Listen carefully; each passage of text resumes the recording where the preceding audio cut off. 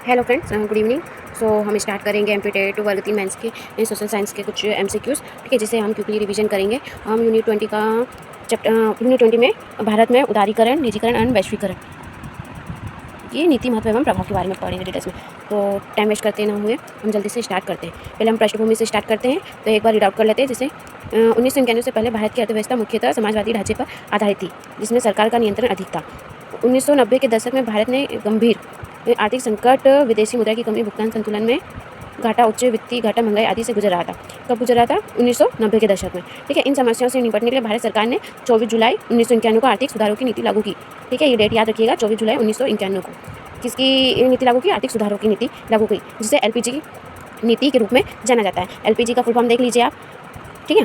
फिर हम पढ़ेंगे इनके बारे में डिटेल्स में। उदारीकरण, उदारीकरण का तात्पर्य आर्थिक नियमों एवं नियंत्रणों को समाप्त कर बाजार की शक्तियों को स्वतंत्रता देना, ठीक है। फिर मुख्य बिंदु, जैसे औद्योगिक लाइसेंस की समाप्ति, हम इसके मुख्य बिंदु पढ़ रहे हैं, ठीक है।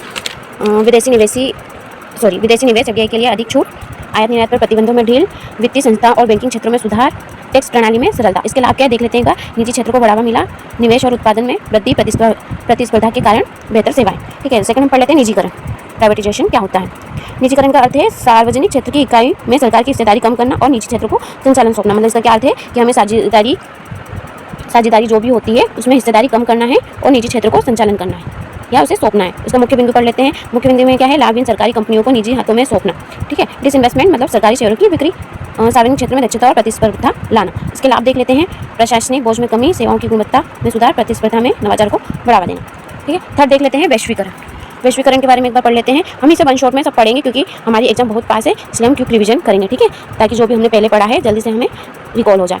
सो वैश्वीकरण वो प्रक्रिया है जिसमें कोई देश वैश्विक अर्थव्यवस्था का हिस्सा बनता है, जिसमें वस्तुएं, सेवाएं, पूंजी, प्रौद्योगिकी का अंतर्राष्ट्रीय स्तर पर आदान प्रदान होता है, ठीक है। इसके मुख्य बिंदु पढ़ लेते हैं। अंतर्राष्ट्रीय व्यवहार में वृद्धि, ठीक है। बहुराष्ट्रीय कंपनियों का आगमन, सूचना तकनीक और इंटरनेट का प्रसार, भारत को वैश्विक आपूर्ति श्रृंखला में शामिल करना। इसके लाभ पढ़ लेते हैं। लाभ है वैश्विक प्रतिस्पर्धा के कारण उत्पादों की गुणवत्ता में सुधार, नई तकनीकी और प्रौद्योगिकी तक पहुंच और वैश्विक निवेश में वृद्धि, ठीक है। फिर हम एलपीजी नीति का महत्व भी देख लेते हैं। इसका क्या क्या महत्व है। सो पहला है आर्थिक विकास दर में वृद्धि, नौकरियों के नए अवसर, विदेशी मुद्रा भंडार में वृद्धि, नवाचार और स्टार्टअप को प्रोत्साहन, उपभोक्ता के पास अधिक विकल्प, ठीक है। यह हो गया। हम नेक्स्ट देख लेते हैं।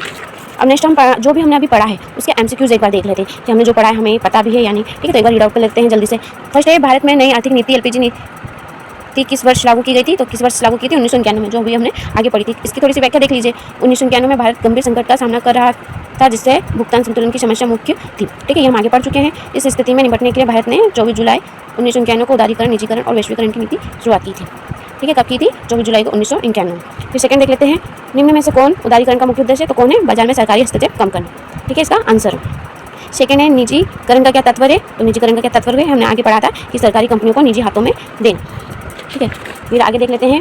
फोर्थ है वैश्वीकरण का क्या तात्पर्य। तो वैश्वीकरण का क्या तात्पर्य है कि दुनिया भर में आर्थिक एकीकरण। फिफ्थ है नई आर्थिक नीति के जनक कौन माने जाते हैं। तो इसके जनक कौन माने जाते हैं? डॉक्टर मनमोहन सिंह, ठीक है। इसकी व्याख्या देख लेते हैं थोड़ा। डॉक्टर मनमोहन सिंह जो उस समय वित्त मंत्री थे, उन्होंने 1991 की नई आर्थिक नीति के निर्माण और कार्यान्वयन में मुख्य भूमिका निभाई थी। किसने निभाई थी? डॉक्टर मनमोहन सिंह ने। और ये क्वेश्चन आ जाए नई आर्थिक नीति के जनक कौन थे, तो हम क्या राइट आंसर करेंगे? डॉक्टर मनमोहन सिंह। फिर सिक्स देख लेते हैं एलपीजी नीति में पी का क्या तात्पर्य है, क्या अर्थ है, ठीक है। तो क्या है? प्राइवेटाइजेशन। निम्न में से कौन वैश्वीकरण का प्रभाव है। तो कौन वैश्वीकरण का प्रभाव है? तो विदेशी कंपनी का प्रवेश। निजीकरण के तहत सरकार क्या करती है? तो सरकारी हिस्सेदारी को बेचती है। नाइन्थ देख लेते हैं एलपीजी नीति के अनुसार विदेशी निवेश को बढ़ावा देने के लिए क्या कदम उठाया गया। तो एफडीआई को क्या दी? अनुमति दी गई। किसे दी गई? एफडीआई की अनुमति। फिर 10th देख लेते हैं। निम्न में से कौन सी नई आर्थिक नीति की आलोचना है।